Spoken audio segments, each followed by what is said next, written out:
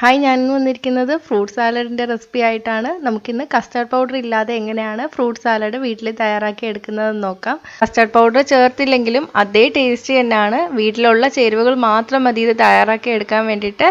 അധികം ചേരുവകളും ഇല്ല. അപ്പോൾ നമുക്ക് റെസിപ്പി എങ്ങനെയാണെന്ന് നോക്കാം. അപ്പോൾ ഫ്രൂട്ട് സലാഡ് തയ്യാറാക്കി എടുക്കാൻ വേണ്ടിയിട്ട് ഞാനിവിടെ 1.5 കപ്പ് അരിഞ്ഞെടുത്ത ഫ്രൂട്ട്സ് എടുത്തിട്ടുണ്ട്. ഞാനിപ്പോൾ മാങ്ങയും പഴവും ആപ്പിളും മുന്തിരിങ്ങയും മാതളവും ആണ് എടുത്തിരിക്കുന്നത്. നിങ്ങൾക്ക് ഇഷ്ടമുള്ള ഏത് പഴം വേണമെങ്കിലും ചേർക്കാം. പൈനാപ്പിളും പപ്പായ ഒഴികെ ഏത് ഫ്രൂട്ട്സ് വേണമെങ്കിലും ചേർക്കാം. പൈനാപ്പിളും പപ്പായയിൽ പാൽ ഒഴിച്ചിട്ട് കുറച്ച് കഴിയുമ്പോൾ കവർപ്പ് ടേസ്റ്റ് വരും. അപ്പോൾ അത് നമ്മൾ ചേർത്താൽ ഫ്രൂട്ട് സാലഡ് മൊത്തം കയ്പ്പ് ടേസ്റ്റ് ആയി പോകും. അപ്പോൾ അതൊഴികെ ഏത് ഫ്രൂട്ട്സ് വേണമെങ്കിലും ചേർക്കാം. നമ്മൾ ഫ്രൂട്ട്സ് അരിഞ്ഞെടുക്കുമ്പോൾ ചെറിയ കഷ്ണങ്ങളാക്കി അരിഞ്ഞെടുക്കുക. ഇനി നമുക്ക് ഇതിലോട്ട് 1 ടേബിൾ സ്പൂൺ പഞ്ചസാര ചേർത്തിട്ട് നന്നായിട്ട് മിക്സ് ചെയ്ത് കൊടുക്കുക. ഇങ്ങനെ ചെയ്യുമ്പോൾ കുറച്ചും കൂടെ ടേസ്റ്റ് കൂടും കേട്ടോ ഫ്രൂട്ട്സിന്. ഇനി നമുക്കിത് കുറച്ച് നേരത്തേക്ക് മാറ്റി വയ്ക്കാം. ഇനി നമുക്കൊരു ബൗളിലേക്ക് 2 ടേബിൾ സ്പൂൺ കോൺഫ്ലോർ എടുക്കാം. കോൺഫ്ലോറിന് പകരം നിങ്ങൾക്ക് ആരോറൂട്ട് പൗഡർ എടുക്കാം, അതായത് കൂവപ്പൊടി എടുക്കാം, അല്ലെങ്കിൽ അരിപ്പൊടി എടുക്കാം, അല്ലെങ്കിൽ മൈദപ്പൊടി എടുക്കാം, അല്ലെങ്കിൽ ഗോതമ്പ് മാവും എടുക്കാം. കോൺഫ്ലോറും ആരോറൂട്ട് പൗഡറും വെച്ചിട്ടാണ് ഉണ്ടാക്കുന്നതെങ്കിൽ കസ്റ്റർഡ് പൗഡർ വെച്ച് ഉണ്ടാക്കിയതാണെന്നേ പറയുള്ളൂ. അപ്പോൾ ഇല്ലെങ്കിൽ അരിപ്പൊടിയോ മൈദയോ അല്ലെങ്കിൽ ഗോതമ്പ് മാവോ എടുക്കാം. സെയിം അളവ് തന്നെ എടുത്താൽ മതി കേട്ടോ. ഇനി നമുക്ക് ഇതിലോട്ട് 4 ടേബിൾ സ്പൂൺ പാൽ ഒഴിച്ചിട്ട് കട്ടയില്ലാതെ നന്നായിട്ട് മിക്സ് ചെയ്തെടുക്കാം.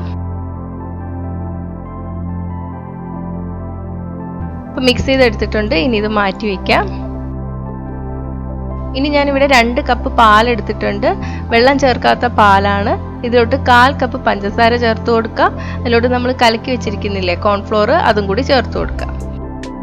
തീ മീഡിയത്തിലോട്ട് ഇടുക. എന്നിട്ട് നന്നായിട്ട് ഇളക്കി കൊടുത്തുകൊണ്ടിരിക്കണം. ഇത് പെട്ടെന്ന് തന്നെ കുറുകി വരും. നന്നായിട്ട് ഇളക്കി കൊടുത്തില്ലെങ്കിൽ അടിയിൽ പിടിച്ചു വരും. അപ്പം നോൺ സ്റ്റിക്ക് പാത്രം ഉണ്ടെങ്കിൽ അതെടുക്കുന്നതാണ് ഏറ്റവും നല്ലത്. അപ്പോൾ ഇതൊന്ന് കുറുകി തുടങ്ങിയിട്ടുണ്ട്. ഇനി നമുക്ക് കളറിന് വേണ്ടിയിട്ട് ഒരു 1/4 ടീസ്പൂൺ മഞ്ഞൾപ്പൊടി ചേർത്ത് കൊടുക്കാം. അല്ലെങ്കിൽ 1-2 തുള്ളി യെല്ലോ ഫുഡ് കളർ ചേർത്താലും മതി. മഞ്ഞൾപ്പൊടി ചേർക്കുമ്പോൾ ഇങ്ങനെ ചേർത്താൽ കുറച്ച് കലക്കിയെടുക്കാൻ പാടായിരിക്കും കേട്ടോ. നമ്മൾ നന്നായിട്ടൊന്ന് മിക്സ് ചെയ്തെടുക്കുമ്പോൾ കലങ്ങി വന്നോളും. ഇല്ലെങ്കിൽ 1/4 ടീസ്പൂൺ മഞ്ഞൾപ്പൊടി ചെറുതായിട്ടൊന്ന് വെള്ളത്തിൽ കലക്കിയതിന് ശേഷം ഇതിലോട്ട് ചേർത്ത് കൊടുത്താൽ മതി കേട്ടോ.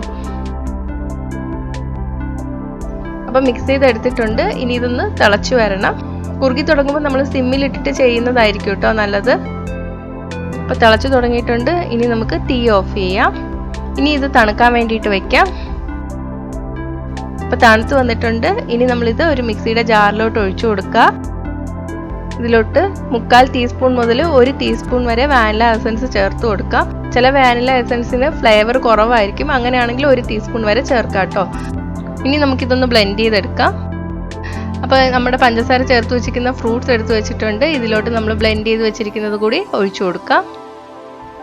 നന്നായിട്ട് മിക്സ് ചെയ്ത് കൊടുക്കാം.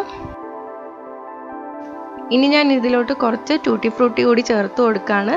ഇത് ഓപ്ഷണലാണ്, ഉണ്ടെങ്കിൽ മാത്രം ചേർത്താൽ മതി. വേണമെങ്കിൽ കാഷ്നട്ടോ ഉണക്കമുന്തിരിയോ ഒക്കെ ചേർക്കാം കേട്ടോ. ഇനി നമുക്കിതൊന്ന് കവർ ചെയ്തതിന് ശേഷം ഫ്രിഡ്ജിൽ 1 മണിക്കൂർ ഒന്ന് തണുപ്പിക്കാൻ വേണ്ടിയിട്ട് വയ്ക്കാം.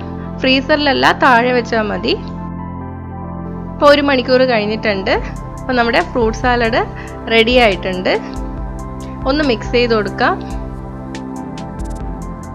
കുട്ടികൾ ഫ്രൂട്ട്സ് കഴിക്കാൻ ഏറ്റവും പറ്റിയ മാർഗ്ഗം ഈ ഫ്രൂട്ട് സലാഡാണ്. അപ്പോൾ കസ്റ്റാർഡ് പൗഡറൊന്നും ഇനി വാങ്ങണ്ട. അല്ലാതെ തന്നെ നമുക്ക് നല്ല ടേസ്റ്റി ആയിട്ടുള്ള ഫ്രൂട്ട് സലാഡ് എളുപ്പത്തിൽ തയ്യാറാക്കി എടുക്കാൻ പറ്റും.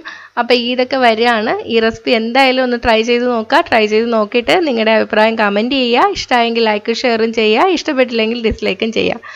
കൂടുതൽ റെസിപ്പികൾക്കായിട്ട് ചാനൽ ഇതുവരെ സബ്സ്ക്രൈബ് ചെയ്യാത്തവർ സബ്സ്ക്രൈബ് ചെയ്യാൻ മറക്കല്ലേ. അപ്പോൾ അടുത്ത നല്ലൊരു റെസിപ്പി ആയിട്ട് കാണാം. ബൈ.